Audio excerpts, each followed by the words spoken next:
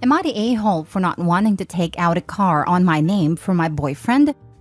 I, female 25, have been with my boyfriend 27 for 3 years and we live in the Caribbean. He sold his car 2 months ago and is currently saving for a new one. Or so I thought.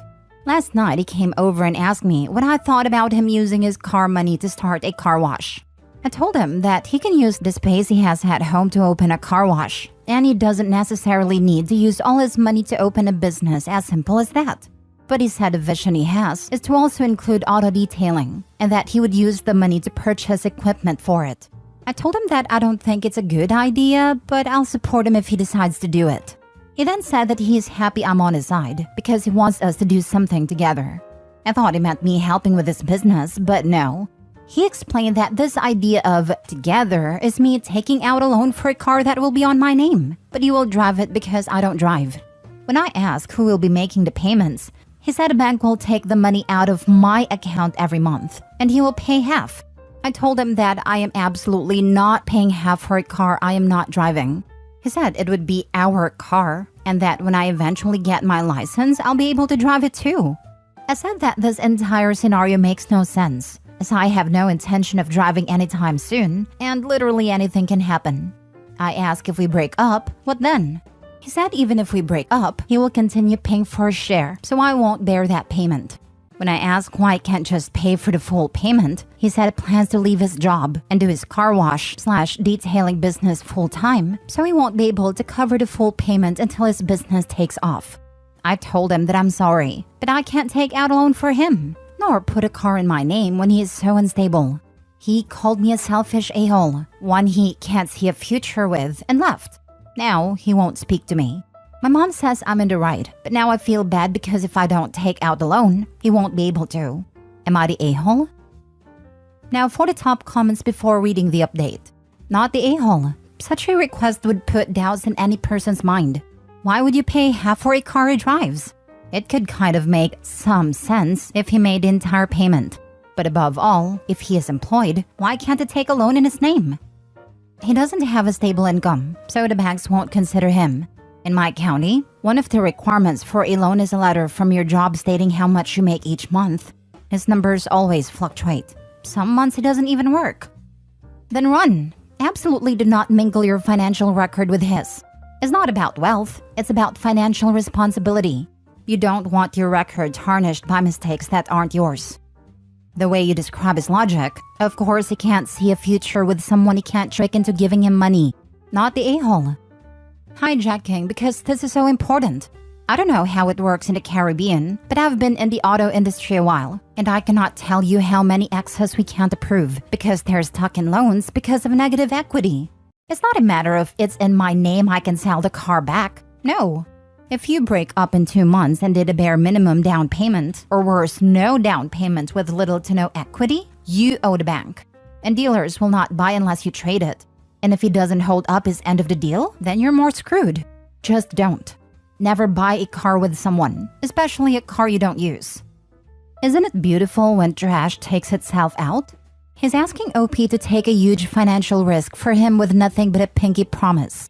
Even if OP were to make a contract and have it stamped, how would OP hold him accountable for keeping his promise to pay his agreed half of the car? What if ex-boyfriend totals the car? A loving partner wouldn't put their partner at risk like this. This is just financially dumb. Not the a-hole. Not the a-hole. Don't do it. I was stupid and did it for my now ex-fiancé. We split up a little over a year later. He let it get repossessed, and it ruined my credit.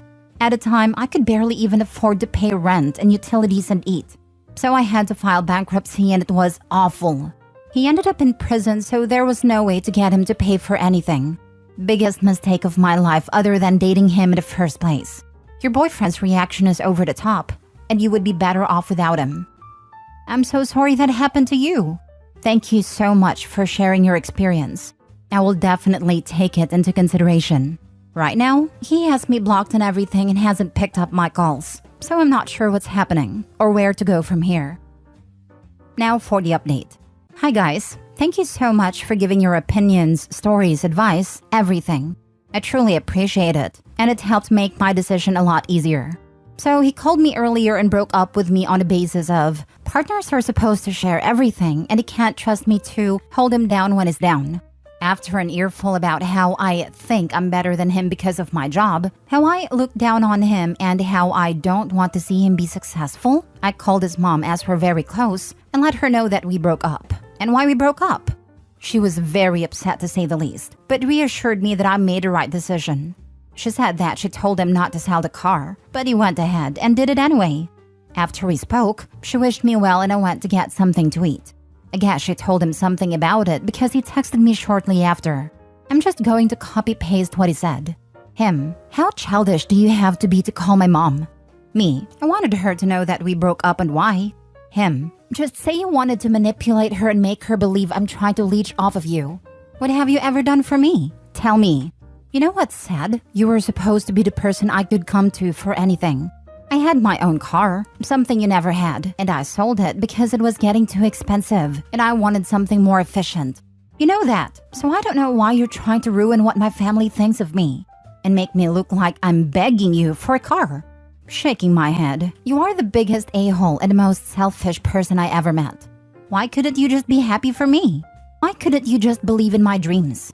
You really think I would leave you after you got a car for me?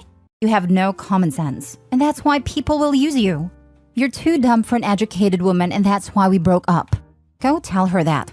Yeah, lol. I didn't respond to any of those messages, but I did get a massive headache immediately after reading them. Anyway, thanks a lot for all your help, guys. I really appreciate it.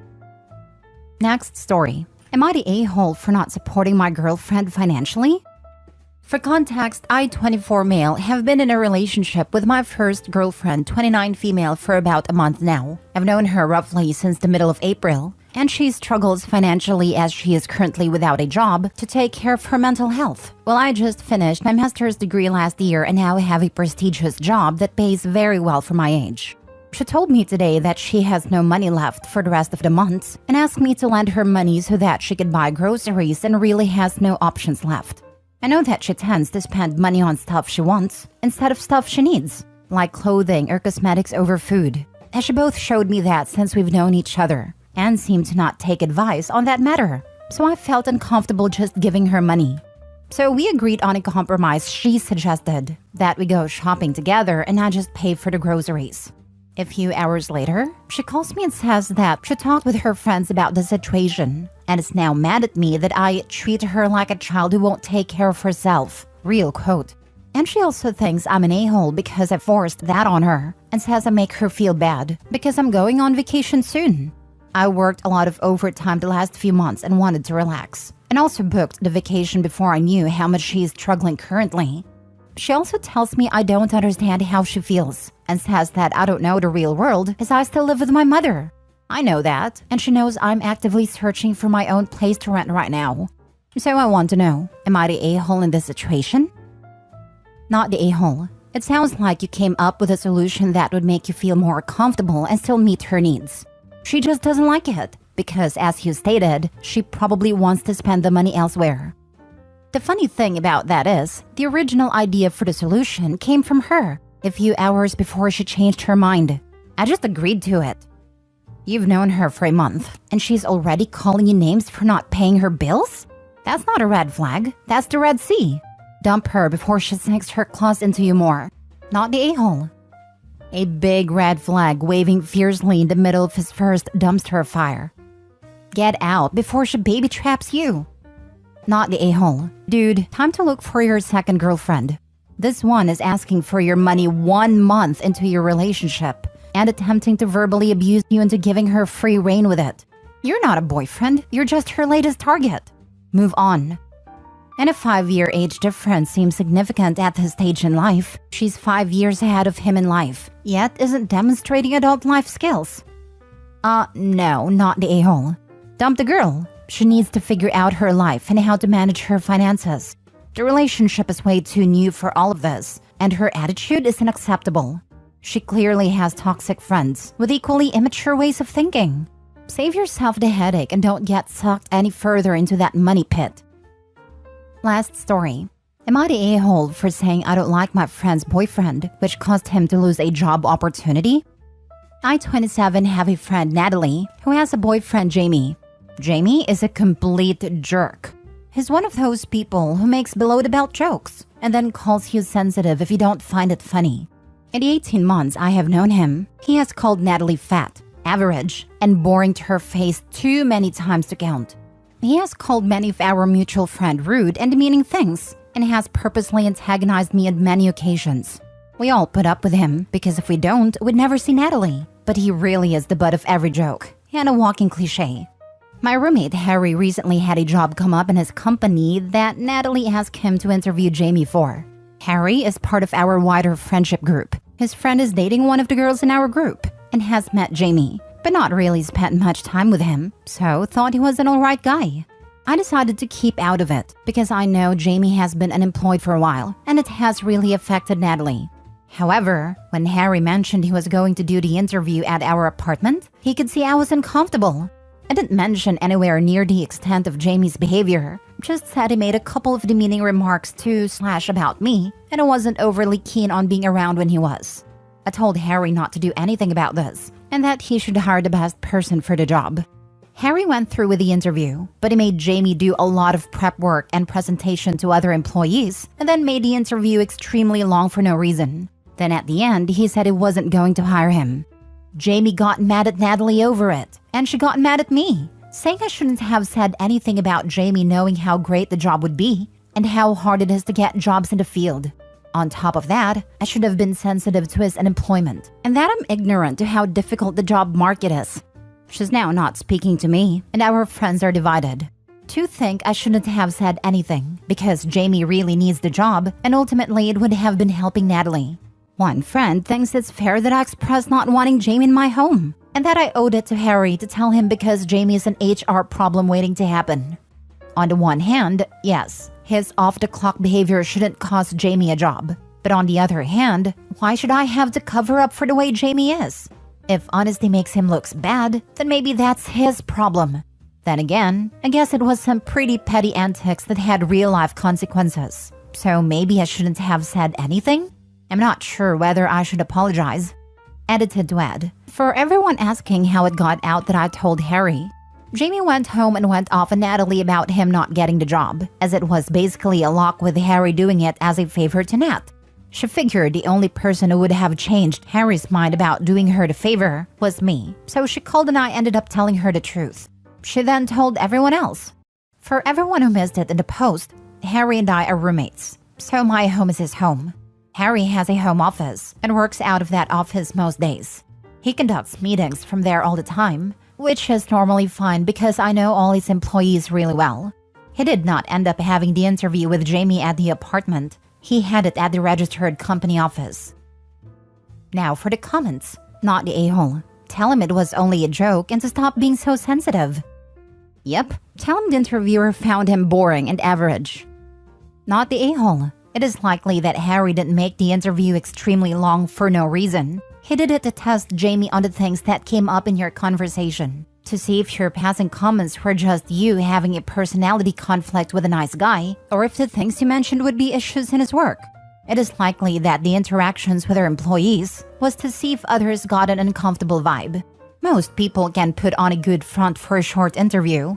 Putting them in more real-world situations shakes people out of their best behavior, so you can see who they would actually be on the job. You did nothing wrong. Jamie only has himself to blame for not getting the job. The fact that he got angry at Natalie because he didn't get a job tells you a lot about someone not taking responsibility for their own actions. That kind of behavior would totally come up in interaction with his potential coworkers, and likely had more to do with why Jamie didn't get the job than anything you said. If he had got the job, he would likely have failed his probation period anyway. Exactly. I dated a jerk very similar to Jamie. He interviewed at my office, and I sent a note to my boss with my exact concerns. He was a sexist, ageist, lazy, mean jerk who would step on a heartbeat to climb to the top. They interviewed him and made him interview with female boomers, who really pushed him on exactly what he had done versus things his teammates had done that he took credit for. He got snippy and didn't get the job. Boss had said nothing about my concerns to them. He lost it all on his own. And everything I said to my boss came out in a reference check anyway, They said it nicer than I did, but you could easily read between the lines. OP, you are not the a-hole. He is, and he knows it. My old boss had an interview rule where basically if you treated a white middle-aged dude noticeably better than anyone else, you didn't get the job. I guess it's the same thing. Sad it was necessary, but it was a good place to work. My old company was tiny, so whenever anyone interviewed, they met with everybody. And I swear it sometimes turned into a fascinating social experiment. Some people did not understand if they behaved dismissively towards female support staff, they would absolutely not be hired.